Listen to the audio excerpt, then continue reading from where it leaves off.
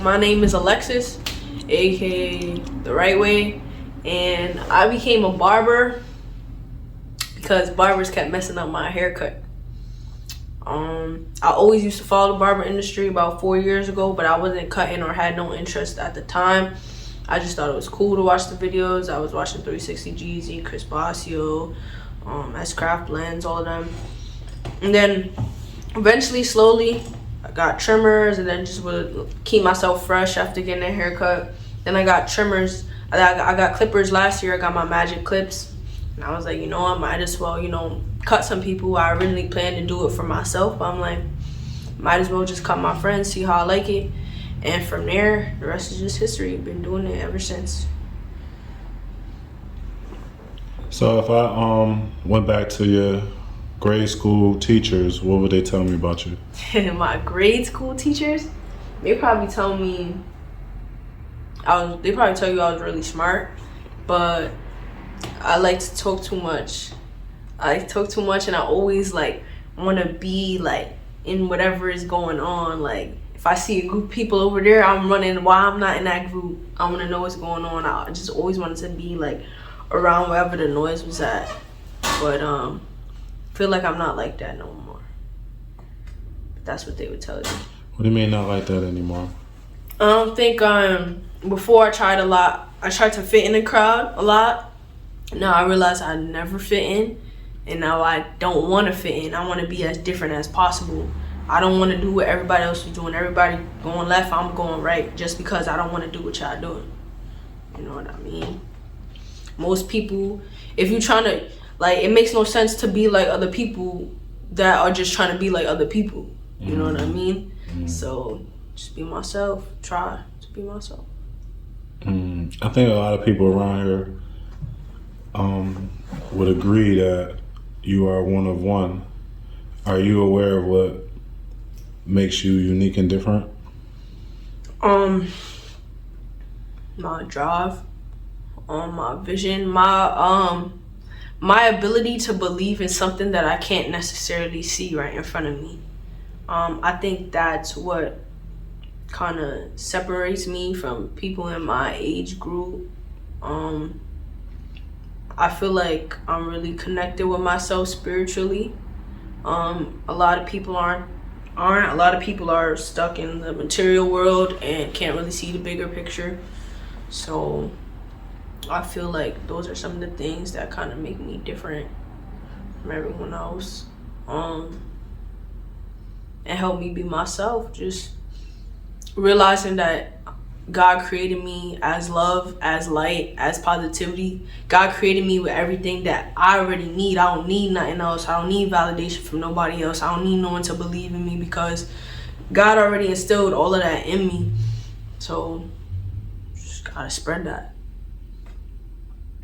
You carry yourself like you feel like you're God's highest form of creation. Is that true? Yeah.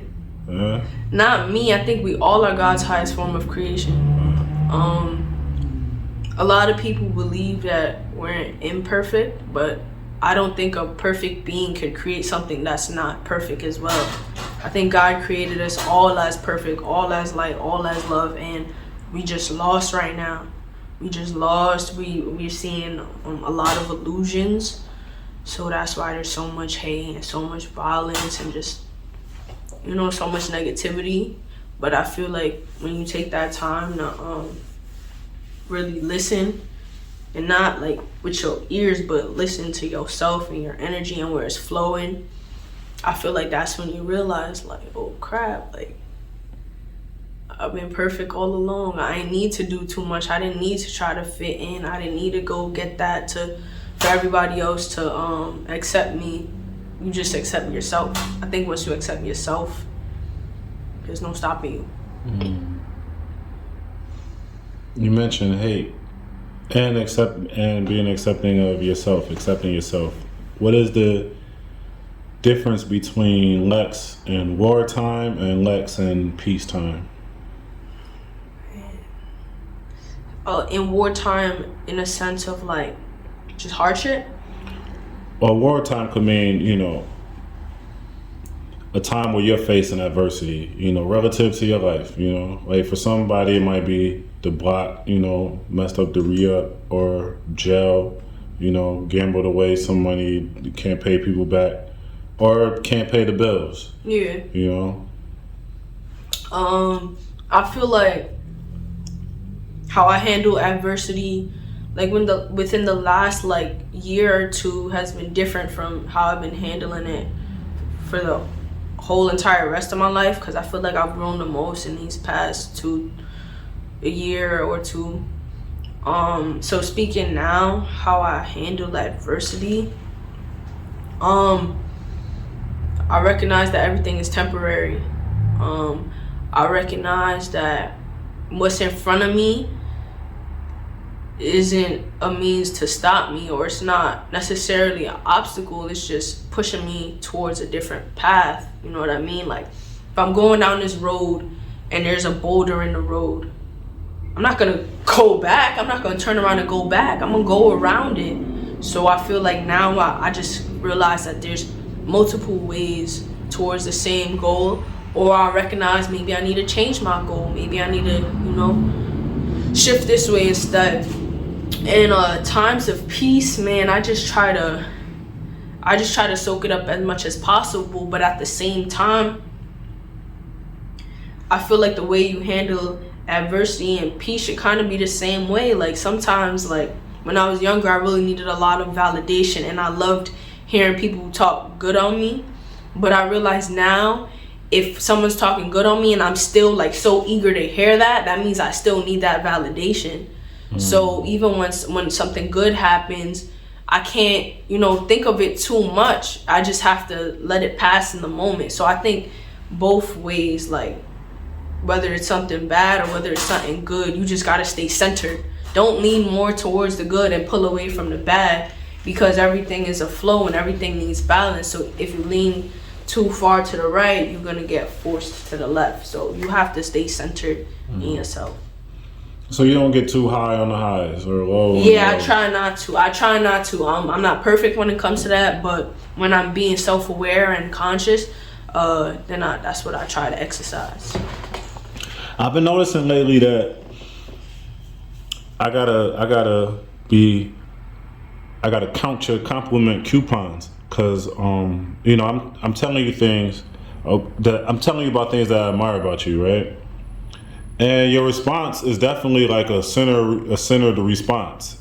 You know, it's not too happy and it's not too sad. Like sometimes I don't know where to gauge it. Now I feel like, damn, am I complimenting her too hard? Like, am I going? You know, no. She feel like I'm just trying to gas her. A lot of times, like people take compliments differently. You know, you gotta kind of gauge it, but it always comes from the heart. You know what I'm saying? No, I know that with you. Sometimes I feel, especially when I first met you, I was feeling that the same way. I'm like, am I telling him that like I admire him too much? Am I like, you know, just being too, I don't know what the word is, but just maybe too peppy. You know what I mean? But it was only really because I really feel a connection with you. Like I really feel like we could both help each other grow, and you've just helped me grow so much in a few months that I've known you, and I just feel really connected to you. So I liked to express that. But I was going through that too. Like, I feel like you handle compliments really centered as well. You're not like, oh my God, thank you, and that's because you know yourself. You know what I mean? So I guess that's kind of what I meant. Even when someone compliments me, it's like, okay, but I know myself already. Not to be cocky or nothing, but you telling me it because it's true, and I can see that it's true. 100%. So we established that there's a connection. One of my main concerns with you coming into the barbershop, being my apprentice, is that I was leaving. First for the vote, and then for the month of October, most of it. Were you able to find yourself establishing a connection with the other people in the barbershop? Oh, 100%, 100%. I'm gonna be honest, I've learned more from other people in the shop, just because, like you said, you weren't really here, and everyone has been so open to just teaching me. Nobody minded me looking over their shoulder to learn. No one minded coming over when they saw me struggling a little bit, or when they saw an imperfection in my haircuts, trying to guide me in the right direction. And I just felt a lot of positive energy being here. And it's kind of funny how the way things turn out, because like I told V already, this was a last minute decision, like out of desperation, because the barbershop that I was supposed to be with baited on me at the last second. So I'm like, man, I just moved out the mom's crib. I got rent to pay, and I was like, I can't just not do anything. I already took a leave of absence from school, so I can't go to school. So I was just riding around looking for shops. This was the first one that I came to, and this was kind of the last one that I checked out for real, and it just ended up working out. And I'm just glad that it happened that way. It's kind of like back to the Boulder analogy that I had. I was set on another barbershop, but it didn't end up going that way. But now it led me to a better place. So that's why I don't really try to take adversity as necessarily a negative thing, because sometimes adversity is a means to lead you down to a better opportunity that might change your life. That's a fact.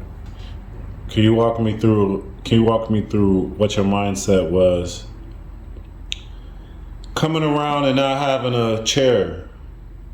Because, you showed me something then, but I need to hear from your perspective what it was like.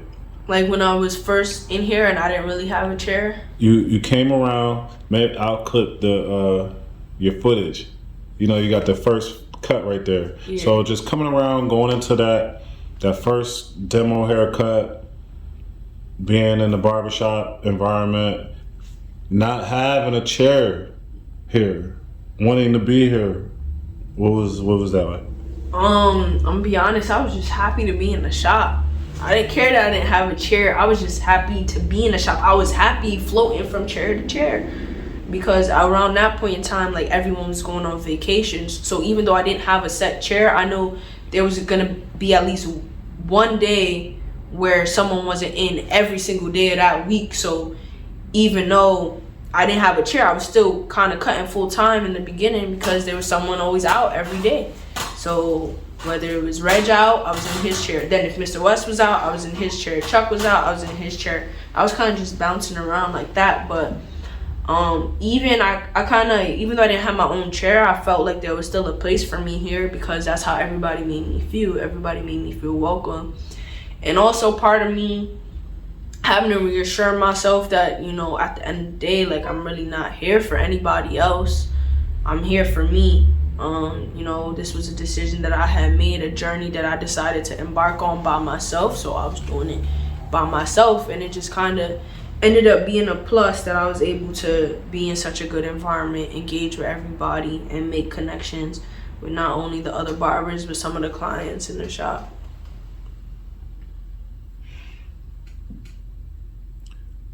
How much have you learned about dealing with clients since you've been here? Man, a lot. I thought my customer service was good, being that I was in like the food service business. I was a waiter for a while. And I did a lot of jobs where I had to like interact with people, but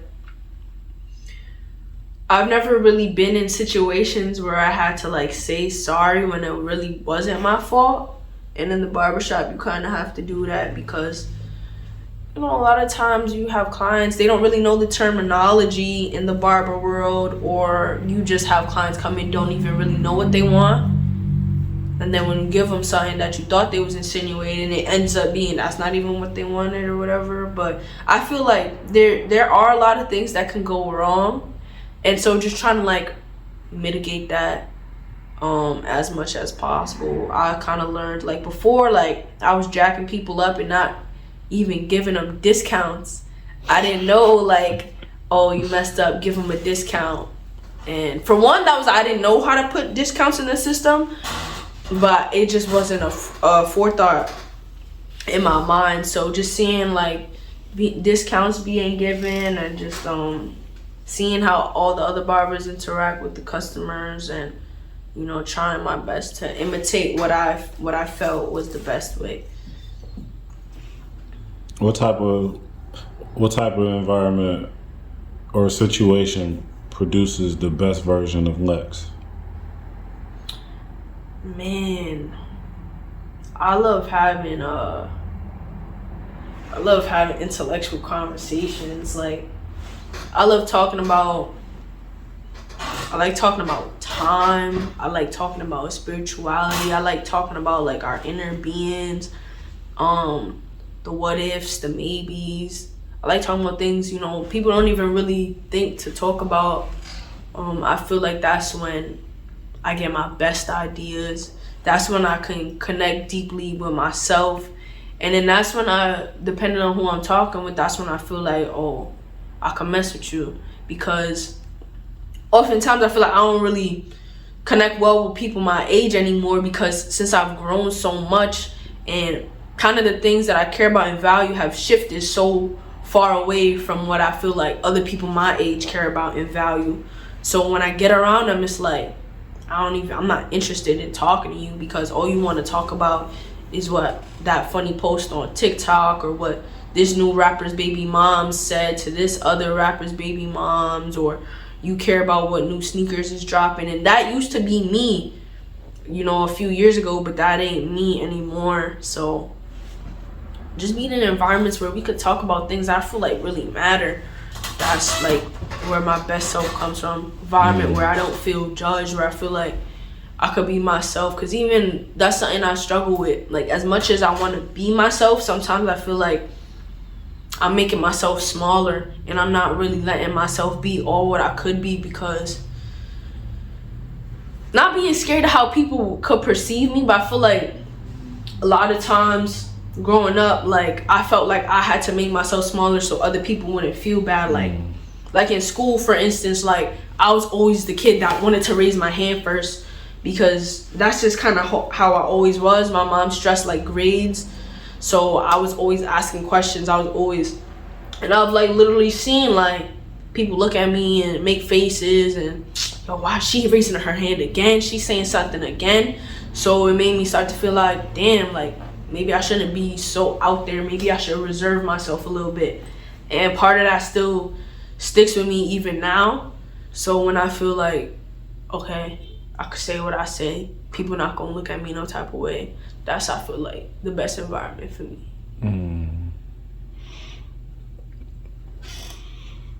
Damn, you said a lot right there. So you said some things that most people, you said some things about you and how you think and how you move that some people don't even realize until they're 30, 40, sometimes even 50.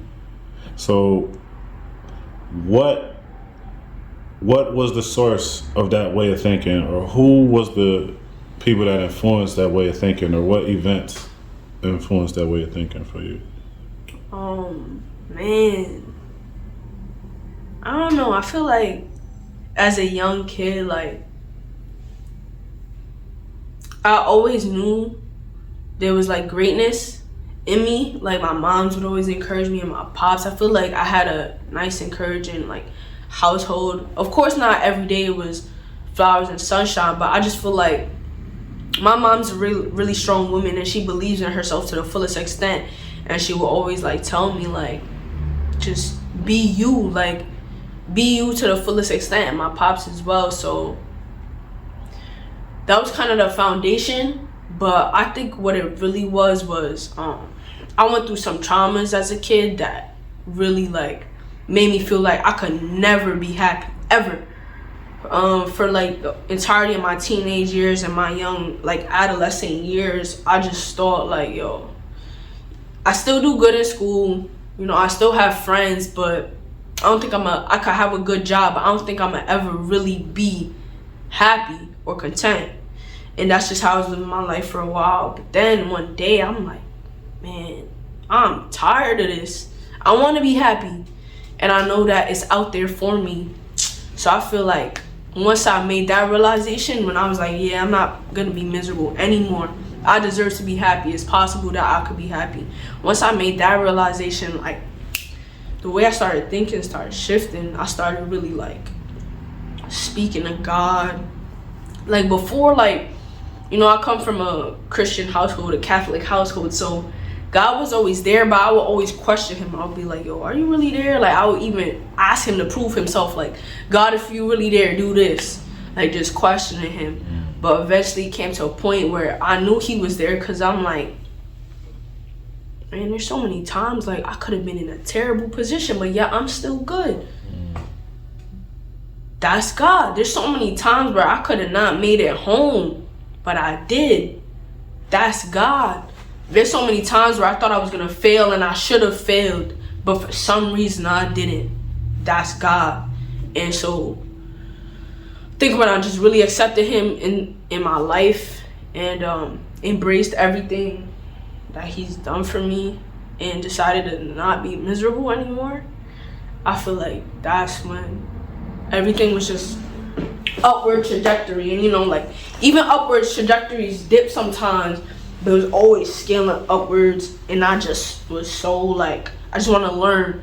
I want to learn as much about myself, as much about the world, as much about things that people don't even think about, as much about God and my spirituality and what are we really like. Okay, we're human beings, we in this body, but what are we really? So once I just started thinking about those, it's like I was having questions in my head, but they was also getting answered by myself. And I'm like, ain't that crazy? Like how I posed a question that I never knew the answer to, but now the answer came from me. It wasn't no like external source. It was just there within me. And that's when I really connected with myself. Like, yo, we have like some ancient knowledge within us. We more than just like human beings. Like we're eternal, we're energy, we're powerful, you know, we're spiritual beings. And from there, man, it's just up. And you know, I still struggle sometimes, like falling into worldly things, like man, why she didn't say what's up to me, or man, what did he mean by that? Was he trying to be funny? You know, sometimes I still get caught up in those worldly things, but you know, I just go home and reflect and be like, okay, I shouldn't have let that bother me. Okay, why do I care if she didn't say hi to me? There's a billion people on this earth. Just stuff like that. Do you do like any daily affirmations, vision boards, prayer, like personal like development type stuff? Yeah, I make sure to meditate every morning when I wake up. I just try to meditate before grabbing my phone so that I could zone in on myself. I could find myself before I start my day, because how can I start my day and be productive if I haven't even connected with myself? Like I haven't even checked in with myself. So I try to meditate every morning. I write everything down in my agenda. Like for me to stay organized, it has to be written down. Like I'm not just gonna remember off my head. There's a million things that I gotta attend to. So I just always organize, you know, whatever events or big goals that are coming up. I write them down in my agenda. And I think I just think a lot. I think about my future. I think about where I want to be, and I try to translate into my daily life. Like, okay, I want to be here in 5 years. So what am I gonna do today to ensure that I'm there? Gotcha. And mostly, I feel like this. It really all just comes down to me always wanting to be the best version of myself possible. That's really the only thing I affirm every day. Okay, Lex, you're gonna be the best version of yourself possible. And I just try to, you know, follow through with that. And if I feel like when I reflect at the end of the day before I'm going to bed, if I feel like there's an area where I wasn't my best self possible, then I'm going to talk about it to myself. I'm going to reflect on it, and I'm going to just try to do better tomorrow. But I think one thing that I really learned and that just helped my journey was speaking to yourself, like out loud, like. And I feel like growing up as a kid and even now in my adult years, people think that's weird to talk to yourself. They like, you walking, even like when I would be talking to myself, if I'm walking down the street and I see someone approaching, I would stop. And then after they pass, I'd be like, why did I just stop? Like we're social beings. We have to stimulate ourselves all the time with conversation. I'm stimulating myself right now by talking to you. But what do I do if there's no one around? I'm still a being that needs stimulation. So I can stimulate myself by talking to myself. I'm still a person to talk to, even if it's not with, you know, a second being. So once I realized like it's okay to talk to myself and actually that's healthy and that's what we should all be doing, this has been good from there. Do you have like an accountability partner or a philosophy that you live by? Like, these are my name is Lex. These my pillars. I live by this. I don't do this. I do this. I don't do this, and I always make sure I do this. Man. Or somebody hold you accountable. My pillars, man. I think my first pillar is don't hurt nobody else. Whether that's like, oh yeah, you big on that. whether that's physically or emotionally, like, and that's one thing like I feel like I used to struggle with, because being that I'm so opinionated and I grew up very strong-minded, oftentimes I'll always try to know what I'm thinking and what I'm saying is the right way, and I will realize the way I'm conveying that is very condescending and kind of like talking down on people. And if I'm all for growth, then how can I be doing that? You know what I mean? So I just try my best to never like intentionally hurt no one. And of course, like, I'm human. There's gonna be times where I accidentally may hurt someone by what I said or what I did. But to intentionally hurt someone and be a vindictive and spiteful person, nah, that's one of my pillars. I'm never gonna do that. I'm never gonna do that. So revenge is not in your DNA. Nah, I can't. Jealousy, envy. Nah, I get jealous, you know, Okay. I get envious sometimes, but it's one of the things that I try to curb to live a more productive lifestyle, because being jealous of someone else and envious, that's just another form of hate. So I just try to remove all forms of hate and negativity out my life as much as possible. A next pillar, just stay true to myself. Don't switch up who I am. And this is one thing that I struggle with a lot, because like I mentioned, I realize if I'm not really comfortable around a certain group of people, then I'm going to hold my tongue. I'm not going to really say how I feel. I'm not going to participate in a conversation where I feel like I might have valid points to add. And overall, I just make myself smaller. So that's one thing I really need to, like, just be myself under all circumstances. And I think what it is sometimes I care too much about what people think and just kind of how I look to people.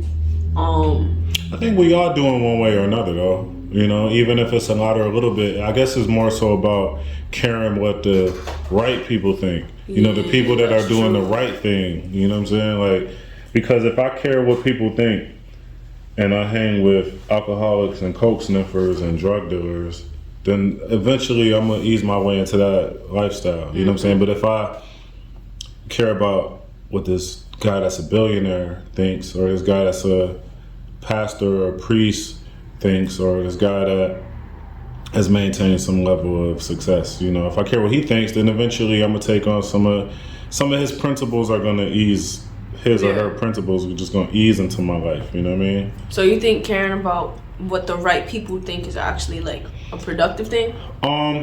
Like, you think there's a right way to care about what people think? Yeah, I think so. But at the end of the day, you gotta care about what you think.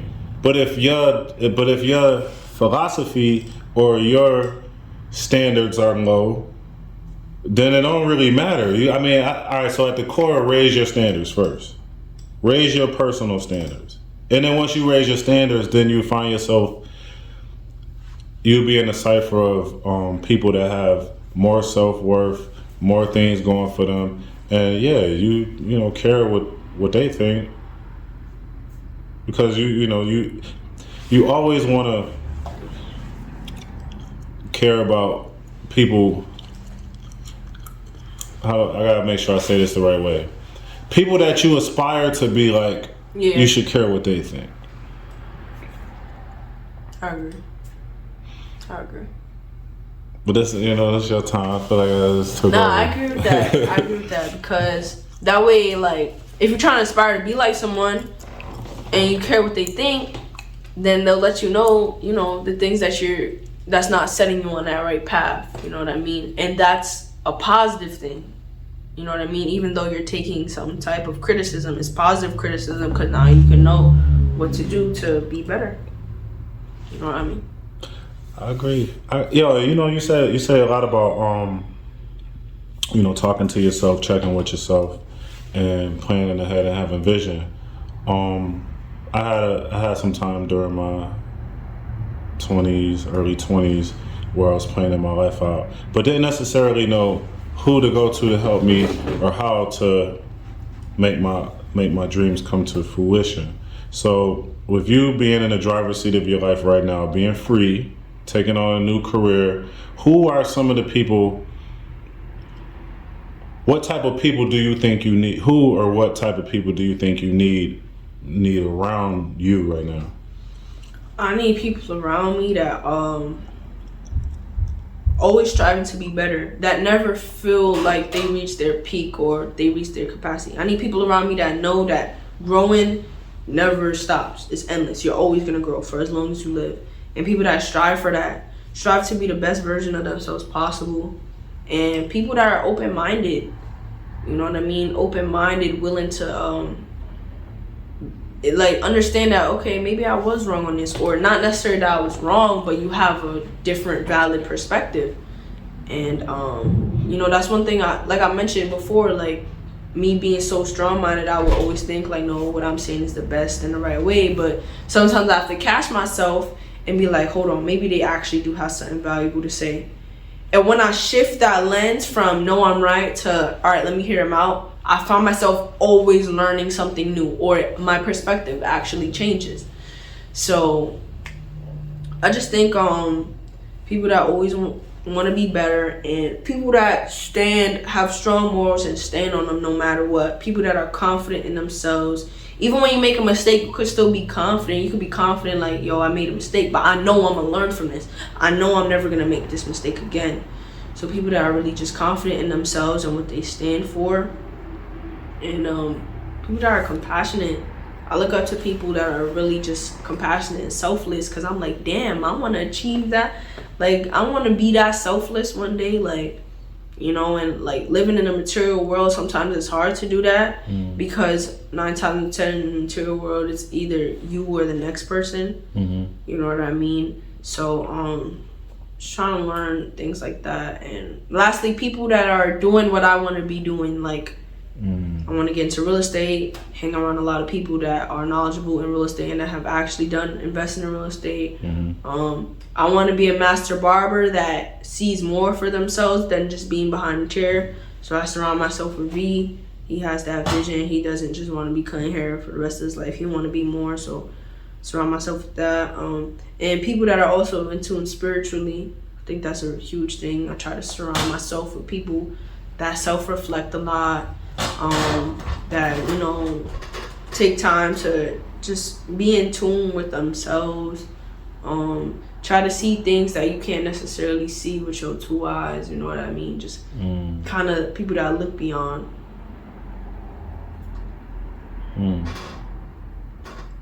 Damn, you dropped a lot of knowledge right here. It's gonna be a fire video. I think you and I are definitely gonna like it. I think like-minded people are gonna like it. Barbers. There's a wide variety of different personalities and characters that come in the barber game.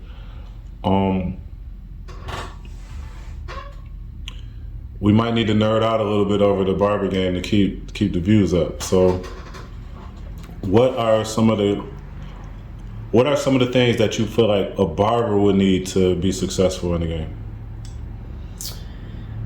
What would a barber need? I think they need to be successful, they need a strong sense of self, strong sense of who they are and where they want to be.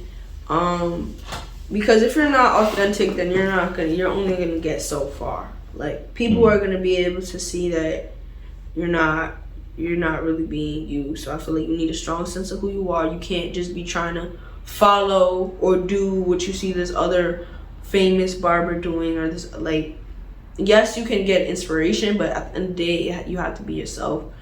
I think you need a strong work ethic. Like, if you're lazy and you're only here because it looks cool, or because you've seen that, oh, I can make my own schedule and I can make a lot of money. If you don't really have that work ethic, then you're not going to be successful. Because honestly, I think being a barber and being a successful barber is harder than working a 9 to 5, because you don't have no one telling you that you have to show up. You have to have that self-discipline. Versus at a 9 to 5, you don't show up 2-3 times in a row, you're gonna get fired. But the only thing here is you just gonna miss out on money, and you gonna miss out on potential clients. Which, okay, one missed opportunity, okay, but if you compound that like throughout a year's span, like that's a lot of L's that you took, and you could have been somewhere way farther along than you currently are. So you need to have discipline, you need to have strong work ethic. I think you need to be able to communicate with all different types of people, like because you're gonna have different people sitting in your chair. You're gonna be working with different barbers. So I think you need to be able to communicate, be personable, be able to hold conversation, just be able to, just engage with people on a daily basis. Have you seen any barbers crash and burn in your short time? Any barbers crash and burn? Well, I would say no, only because this is the first shop I've ever been in, and I'm relatively new in the barber industry. Like, yeah, I was cutting hair for a while, but actually being in the barber industry, it's only been a few months. Okay. I would say it's only been since I've been working at Fade and Full. Like, I didn't even know, like, there's really a whole barber community. Like, and I didn't know that even when I was cutting hair last year. I didn't know that. I was just cutting hair because I just thought it was cool. But I didn't really see, like, yo, there's a whole network of people that, like this is really bigger than what I thought it was. And I think you need like a good team, like, or just you need to be in a good shop environment for you. Like, I don't think you should go to a shop just because it's the most popular shop, or the coolest people cut there, like, because that might not necessarily be the best learning environment, the best growing environment. So I think you need to know yourself and put yourself in an environment where you know you're gonna succeed and where you know, like, people want to see you win. Damn, that's solid advice, man. You be talking like you've been here before. Nah, man. I think I just learn fast. I pick things up and I learn fast. How has your personal life changed since you became a barber? Man, personal life, I had to there's a lot of people I had to cut out my life. There's a lot of people that I felt like I couldn't relate to anymore because so many people like knew me as Alexis the engineer and didn't see nothing else for me or don't agree with my decision. Or so I feel like my personal life, I just had to like block everything out, all outside distractions, whether it might have been good or bad. I just had to block it out and just, okay, Alexis, what do you want? Because this is the first time in my life, like, where I'm really doing something on my own. Like, okay, in school, there's a structure. I have to go to class. I have to do these assignments. I have to go to these office hours. Like, it's a structure, but being an entrepreneur, being a barber, like, there's no structure. Like, you have to come up with the structure. It's all you. It's all you. So knowing that, I had to put myself in the best position possible and just block out like anything that wasn't helping me nor was supporting me. And that included like people that I've been friends with for 10 plus years. That included even having to take some just distance from my own family. Not necessarily letting them know what's going on because sometimes my family could be really overbearing. And that came with like me having to really lock in with certain people that, I wasn't really sure about being locked in with. But I realized like if I want to grow, then I need people around me that are going to help that and also want to grow with me as well. So definitely I have less of a social life. Because like I said, like especially a beginning barber, like everything has to be dedicated to barbering. Everything I'm doing, even if I'm not in the shop, going home, I'm cutting up videos, or I'm going to the mall just to hand out business cards, or I'm going on the campus and I'm putting up flyers. Like, it's more than just being in a shop and being behind a chair. If you want to be successful, there's a lot of other things that you gotta do if you want to solidify your spot. But if you just kind of going day by day and just hoping something pops off, then that's another way you could do it too. But I feel like if you're focused and you have a goal and you're putting everything into that goal, you'll get to success way faster. All right, going to the cutting up videos in your spare time, going to the shop, going to the campus, passing out cards, the mall, passing out cards, cutting off certain people. How do those habits carry on to the next level, and what does the next level look like for you? I feel like those habits kind of set a foundation of, like I said, like me, it's already getting me in the habit of doing a legwork, like going out and doing things for myself, because that is gonna take a lot of that as an entrepreneur. Like everything you gotta do for yourself, even when you have a team, like it's still for whatever connections you make or whatever deals you make or you know what I mean, whatever business meeting you go to, even though you have a team, it's still for yourself and what you're trying to build. So I just know I had to get in the habit of just being disciplined and working towards something. And I feel like that would just set a good foundation for when I start making those bigger moves and I start, going on to even bigger things and bigger goals. Because if I could do the small stuff like that, then it's gonna harden me up for those, more massive things later on down the line. So I think it was just a good foundation, just good discipline, being structured, and yeah, just gotta stay time management. I love it. What are you using? What you working with? Clippers? What we got? Alright. First I got my magic clips. My first ones was the corded ones. Then in here seeing, cordless is the wave, so I had to get new cordless magic clips. Then after a while realizing like they weren't really that good at bulk, and hearing all the other barbers, just talk about like what different clippers have different purposes. Like I didn't really know that before. I just thought every clipper was just a clipper and it just does what a clipper does. But I realized you need certain things. Magic clips not good for taking down bulk. So I did a lot of research, seeing what the best clipper was in the market, and then I got these Rebels. They're super powerful, take down bulk like nothing. And all I did with them was switch out the blades. The Rebels come with the Vapor blade, which is just a combination of the fade blade and a taper blade. And then the magic clips just came with a fade blade. I swapped them out, and this just been my setup ever since. I feel like I use my Rebels mostly, and I just feel like I love how they cut. For my trimmers, the first ones that I got, first I had the corded Andis T outliners, but I wanted to get something that hit heavier, and I heard everyone talking about Babyliss. Everyone was talking about the gold FXs, but I didn't get those first. I actually got the FX3s first, and man, these hit super sharp. They were hitting so sharp. At one point I tried to sand them down to make them, not hit as sharp, because even when I was pushing them back from being zero gap, it was still cutting clients. When they gave me a new blade, because I realized sanding it down wasn't the way, and I guess the new blade was less sharp. Threw it on here, it's just been perfect. Then I ended up getting these when I sanded those down. I ended up getting these for the meantime.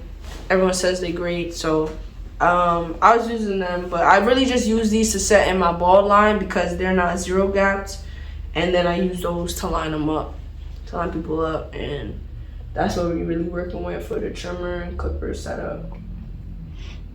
I got a surprise for you. What's up? So you were just in here talking about you're interested in real estate. Yes, sir. This guy right here owns a bunch of properties. Oh, that's what's up. Start with 1, work your way up to 10. Yes, sir. Let me go over there. All right, so I'm gonna time out on this while you do what you gotta do. Yeah.